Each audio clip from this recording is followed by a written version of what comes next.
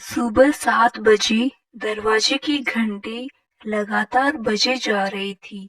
घंटी की आवाज सुनकर मोना ने गुस्से में बड़बड़ाते हुए अपने पति मनोज से कहा, मनोज, जाकर देखो, काम वाली रेखा आई होगी। तुम्हारी माँ से इतना भी नहीं होता कि दरवाजा ही खोल दे। वो पूजा कर रही होगी। एक रविवार ही मिलता है आराम से सोने के लिए। कितनी बार कहा है उनसे कि जब रेखा आ जाया करे तो पूजा पर बैठो, लेकिन नहीं, वो तो अपने समय पर ही पूजा करेगी। अब जाओ भी, जाकर दरवाजा खोलो। यहाँ खड़े खड़े मेरा मुंह क्या देख रहे हो? मनोज ने गुस्से में मोना को देखा। वो कुछ जवाब देना चाहता था, लेकिन सुबह सुबह वो लड़ने के मूड में नहीं था, इसीलिए उठकर दरवाजा खोलने चला गया। दरवाजे पर रेखा खड़ी हुई थी। उसके चेहरे पर गुस्सा साफ दिखाई दे रहा था। फिर भी उसने अपने गुस्से पर काबू करते हुए कहा, साहब, माँ जी घर पर नहीं है क्या? आज इतनी देर से घंटी बजा रही हूँ। माँ जी तो एक बार में ही घंटी बजाने पर दरवाजा खोल देती है। आज क्या हुआ? उनकी तबीयत तो ठीक है। तुम्हें माँ की फिक्र करने की जरूरत नहीं है। जाकर अपना काम करो, मनोज ने झल्लाकर कहा। रेखा ने मुंह बनाकर मनोज को देखा और रसोई की तरफ बढ़ गई। मनोज फिर जाकर बिस्तर पर लेट गया। मोना अभी भी सो रही थी। बच्चे भी रविवार होने के कारण निश्चिंत होकर गहरी नींद में थे। लगभग 1 घंटे बाद रेखा ने जोर से चिल्लाकर कहा, मेम साहब, मैं जा रही हूँ। दरवाजा बंद कर लीजिए, नहीं तो कोई घर में घुस जाएगा। इतना कहकर रेखा चली गई। उसे दूसरों घरों में भी काम करने जाना था। रेखा की बात सुनकर मनोज और मोना दोनों ही हड़बड़ाकर उठ गए। दोनों ही गुस्से में झल्लाकर एक साथ बोले, क्या माँ घर में नहीं है? कहाँ चली गई? दोनों कमरे से बाहर आए। रेखा की बात सुनकर बच्चे भी अपने कमरे से बाहर निकल आए। सबने पूरा घर देख लिया। माँ कहीं नहीं थी। मुझे लगता है कि आपकी माँ मंदिर चली गई है। घर का काम ना करना पड़े, इसका सबसे अच्छा बहाना यही है, मंदिर चली गई थी। मोना ने गुस्से में बड़बड़ाते हुए कहा।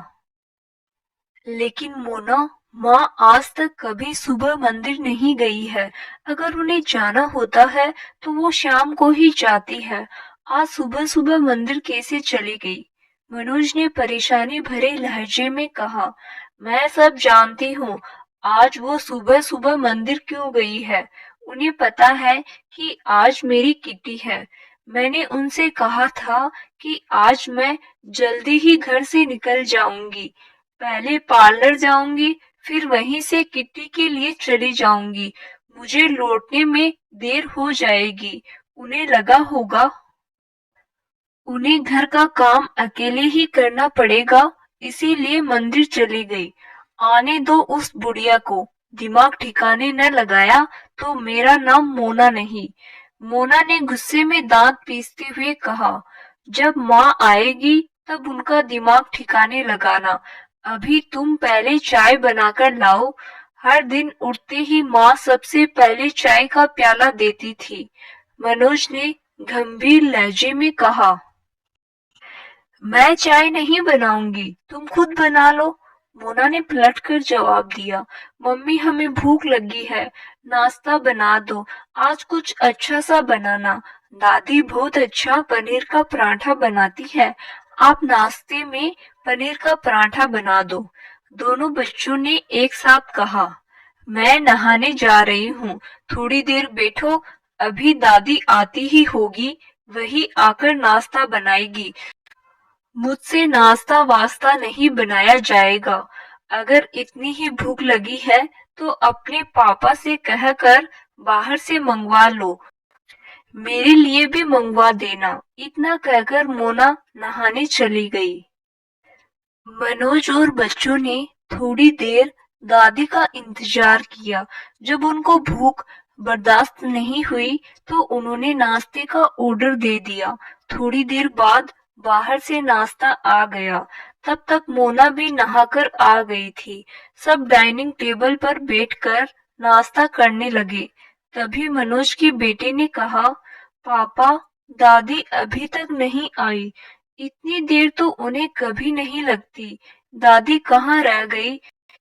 कहीं रास्ते में उनका एक्सीडेंट तो नहीं हो गया? अगर तुम्हारी माँ का एक्सीडेंट हुआ होगा तो मैं उनकी सेवा नहीं करूंगी। उन्हें क्या जरूरत थी मंदिर जाने की? मोना ने गुस्से में कहा। मोना, तुम चुप रहोगी? मनोज ने चिल्लाकर कहा। 1 घंटा और बीत गया।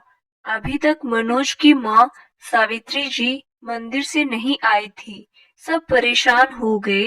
तभी मनोज की लड़की गुड़िया घबराई हुई आई और उसने अपने पापा से कहा, पापा, यह देखो, दादी के कमरे से एक लेटर मिला है। दादी घर छोड़कर चली गई है।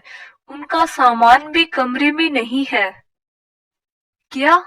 मनोज ने घबराकर कहा और गुड़िया के हाथ से लेटर लेकर पढ़ने लगा। उसमें लिखा था, मनोज बेटा, गांव से मैं यहाँ तुम्हारे पास इस घर को और तुम लोगों को अपना समझकर आई थी, पर तुम लोगों ने मुझे घर की नौकरानी बना दिया। मुझे घर का काम करने में कोई परेशानी नहीं थी, लेकिन इसका मतलब ये नहीं कि मैं तुम लोगों की गुलाम हूँ। तुम्हारी पत्नी ने मुझे अपने बच्चों की आया और खाना बनाने वाली समझ लिया। पूरा दिन मैं घर में रहकर घर की देखभाल करती रही। उसके बाद भी तुम दोनों पति पत्नी बात बात पर मुझे गंवार कहकर अपमानित करते रहे।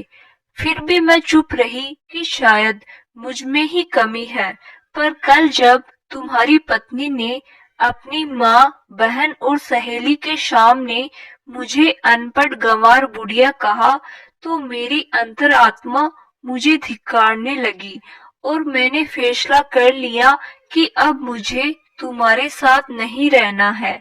जितना काम मैं तुम्हारे घर में करती हूँ, उतना किसी और के घर में करूंगी तो मुझे पैसा और सम्मान दोनों मिलेगा।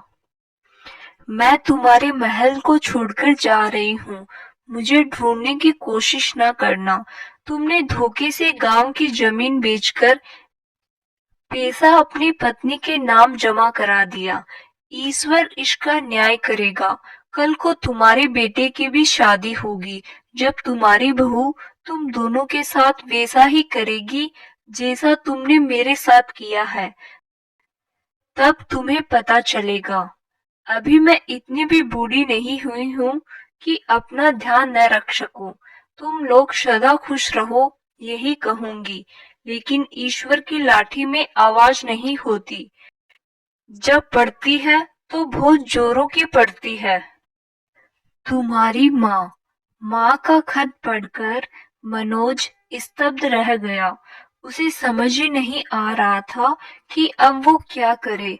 उसकी अंतरात्मा उसे धिक्कार रही थी।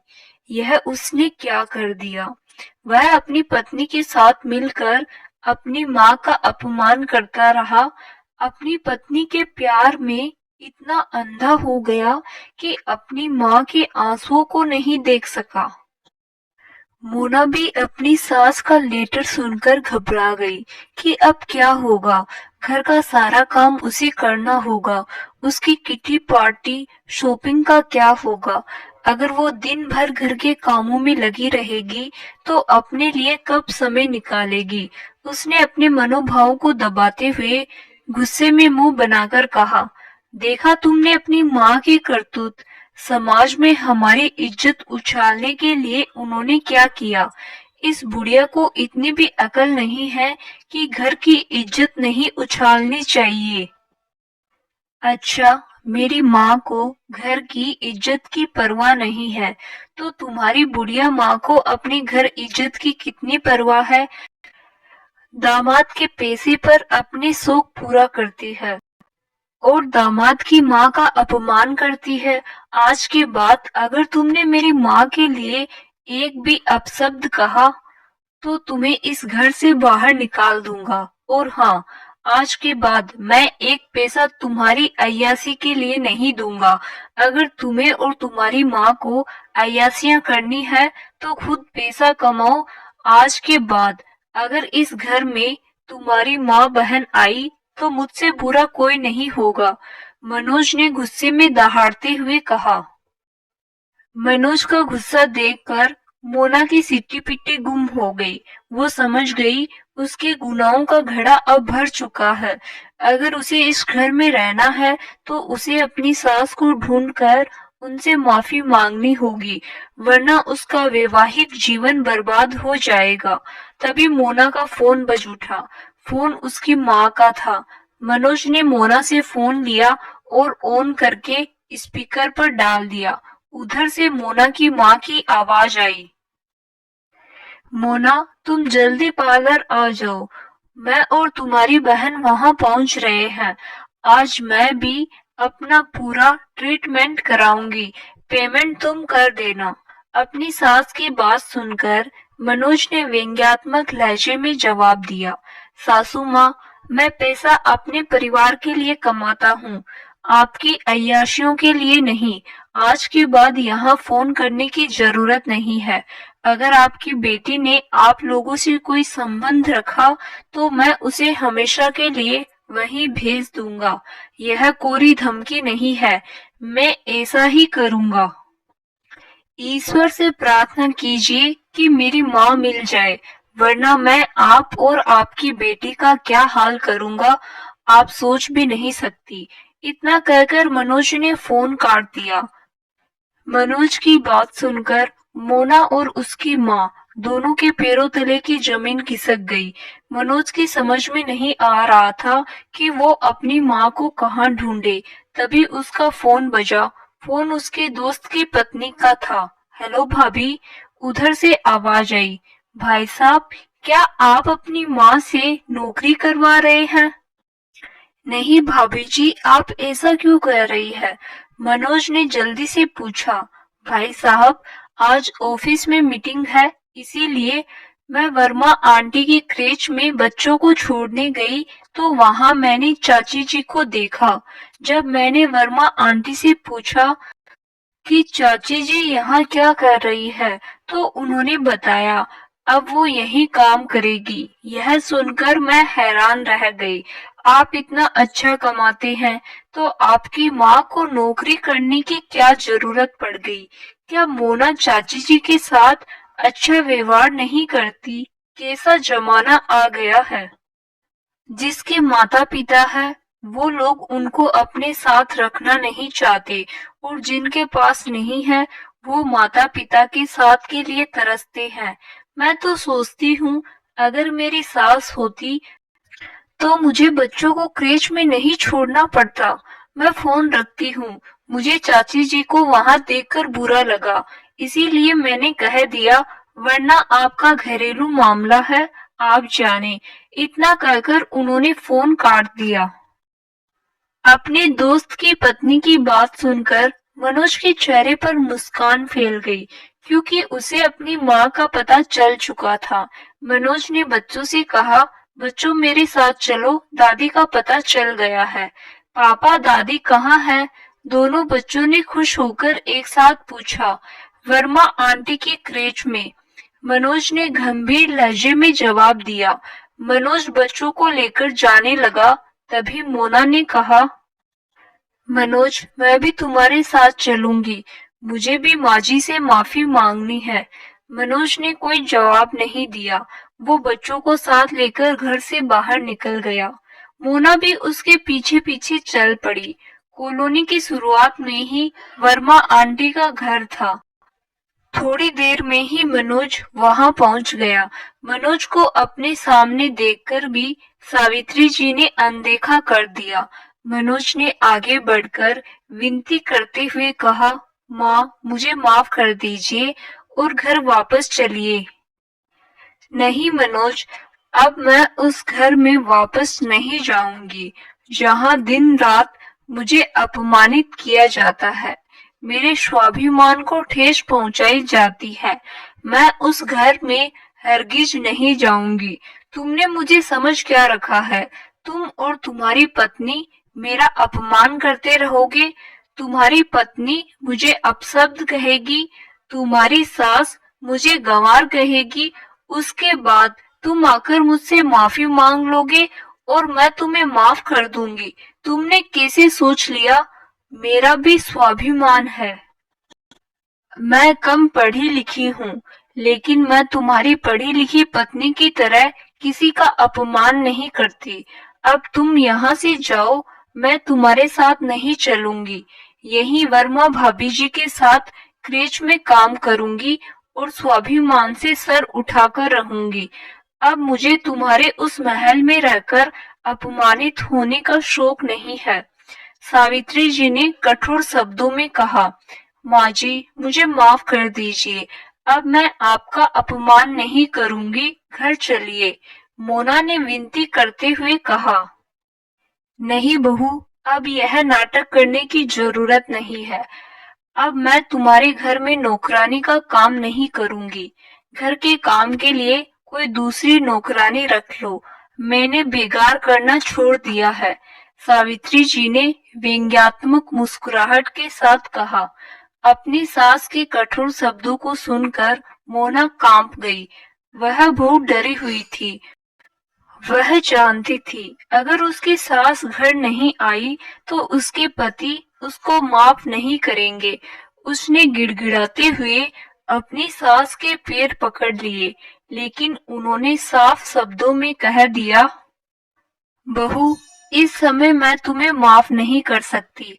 आगे भविष्य में क्या होगा पता नहीं। तुम लोग जाओ, मैं तुम्हारे साथ नहीं चलूंगी। अपने अपमान का घाव मैं इतनी जल्दी नहीं भुला सकती। इतना कहकर सावित्री जी वहां से हट गई। मनोज और मोना का सर शर्म से झुक गया था। बाहर निकलकर मनोज ने मोना से सिर्फ इतना ही कहा, जब तक मेरी माँ तुम्हें माफ नहीं करेगी, मैं भी तुम्हें माफ नहीं करूंगा। अब माँ की माफी पाने के लिए तुम क्या करती हो, यह तुम जानो। मनोज, मुझे अपनी गलती का एहसास है। मैं हार नहीं मानूंगी। तुम देखना, बहुत जल्दी माँ हमारे साथ हमारे घर में होगी। मोना के स्वर में निराशा नहीं, आशा का समावेश था। तो दोस्तों, डॉक्टर कंचन शुक्ला जी की लिखी यह कहानी आपको कैसी लगी? कमेंट बॉक्स में जरूर बताना। धन्यवाद।